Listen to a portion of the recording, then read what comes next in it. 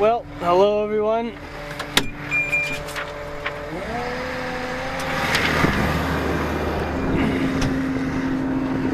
Oh, today's gonna be my cover crop update video. Week number 4, I guess. Holy buckets of windows are dirty in this thing.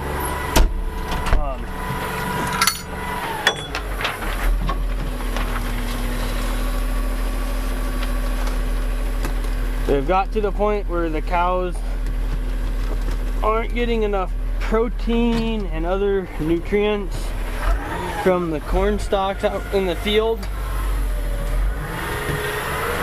So we're going to start supplementing them with some distillers and hay and silage. This is the old payloader, by the way. I normally don't use this one, so.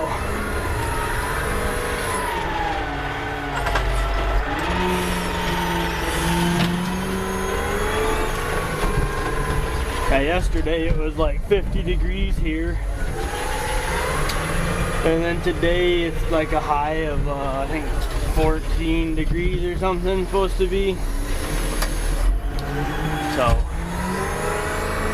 I'm not sure if I'm going to put this all on the video. I'm going to have bits and pieces, several different parts, I guess. I don't know if I'll put loading on here or not. Probably maybe do a high-speed load. I need 1,160 pounds. This is the fastest loading of the feed wagon I've ever done. Didn't figure you guys wanted to watch loading it, so I sped her up to about 20 times.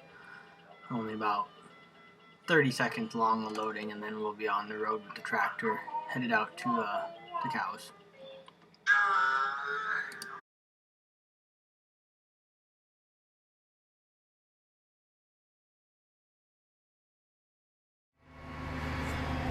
Alright, well, I think I'm going to do the loading part of the video in high speed there, so that'll be ahead of this obviously, but here we are. Headed over to the field with the cover crop, and I guess we've since we got all the snow and the cows can't get down to the radishes and stuff very well, we decided we're gonna start feeding them. And a lot of you guys might think that's a waste to have cover crop that you can't graze. Well, it should be good for our soil too, so I'm not too terribly worried about it. There's another field of cover crop that we've got yet to graze there. We'll actually calve on that field as long as the weather stays somewhat decent and not a lot of snow. But if it does start snowing, we'll move them into the yard more. But others, I think there's about 100 and some acres there we'll calve on, and that works pretty good for a while. Then we got another little spot we calve on. This tractor really boogies down the road 26 mile an hour. But we're gonna start supplementing these cows. We had our nutrition. We originally were just gonna use protein tubs, and we started doing the math on protein tubs, and then we're like, oh, we'll just maybe use range cubes. And I know Sauer's Cattle Company, I watch his channel all the time. He uses range cubes for his cows, and we looked at that option for us, and that was cheaper, like half the price of protein tubs. And so then we decided to check just supplementing alfalfa, just unrolling alfalfa bales or whatever, and that was actually our cheapest option.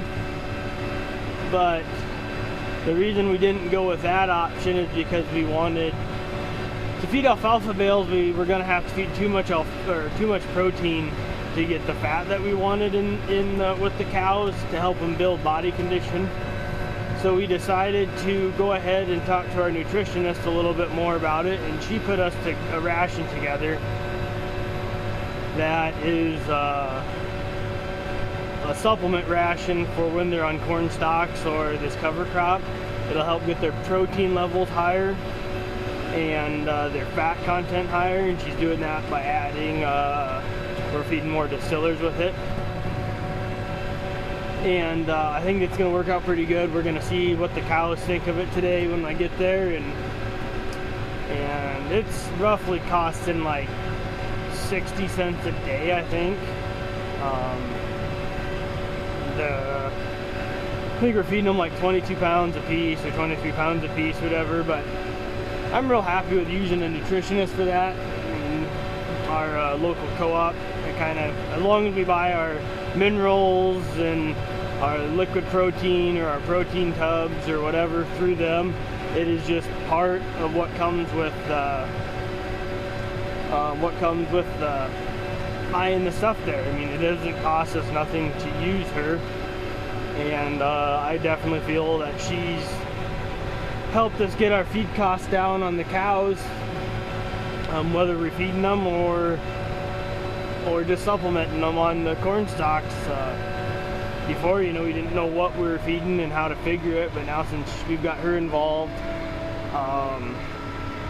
it seems like the cows are a lot more happy about everything. But I'm gonna stop this part. Well, maybe we won't. We'll just keep on going, I guess. If people don't want to watch it that long, they can skip through it or whatever. But there's a cover crop. I shot a video on there or whatever when we moved them over there. That would have been a week ago today. They found the gate and they pretty well mowed it off pretty good. There is stuff under the snow, but it's been 50 degrees and then it freezes and the snow's got awful hard for the cows to dig through.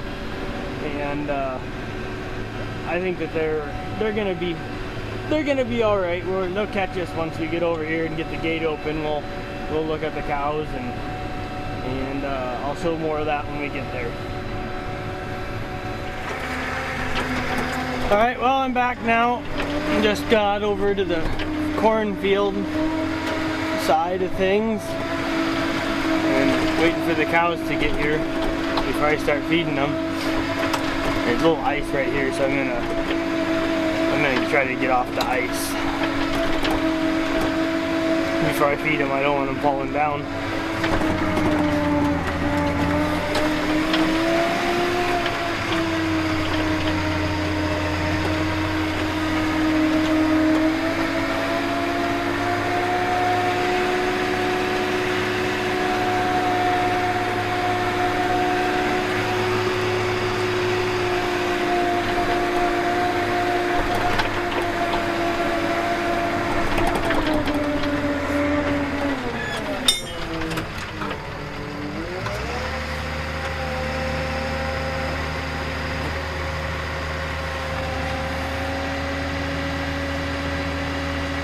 And I just make piles here. Oh yeah, they're excited to see some feed. I just make piles, and that way they can just stand around them. And I feel they don't waste near as much as if you just make a line on the ground. When the ground's froze, this is not very wasteful. But if the ground starts being thawed, this is a very wasteful way to feed cattle. So people out there watching can just keep that in mind, that's what my opinion is. When the ground's froze, they really clean it up good.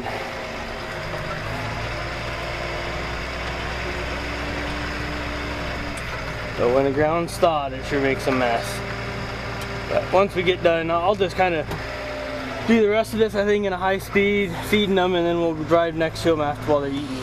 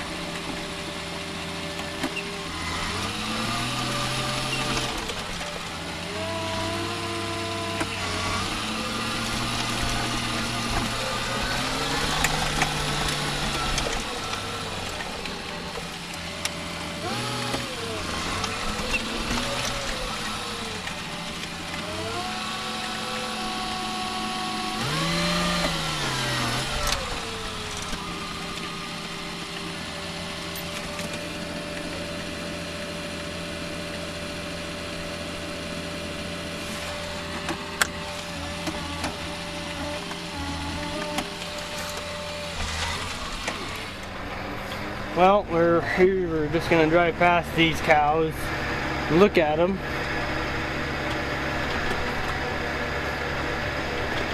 I think for the most part they're still looking pretty good, but we just don't want them going downhill out here.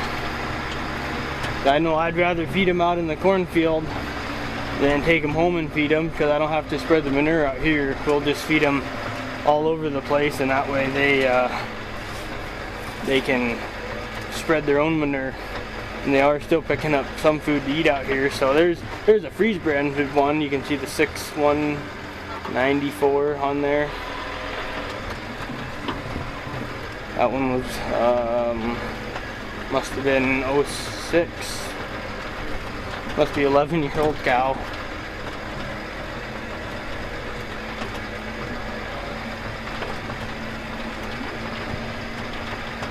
That one's younger cow there.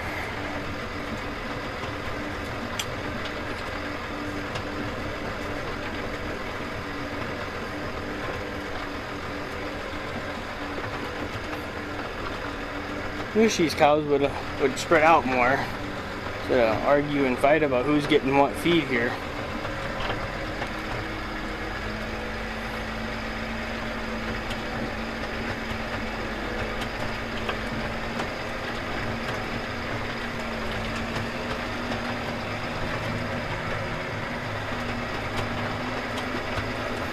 But anyhow, I guess as far as the cover crop videos go, I think I'm gonna probably end them. I guess unless somebody else wants to ask questions, I'll do more, but I think I've pretty much said all I can on them right now. The supplementing them's costing about half as much as it would to actually take them home and feed them, or just full out feed them. So I'm pretty happy with that, I guess. When you start talking a savings of 50-60 cents a day per cow, just use those numbers with your own herd, and over the course of feeding them for 4 months or however long you feed them for, that 50 or 60 cents a day will add up a lot. And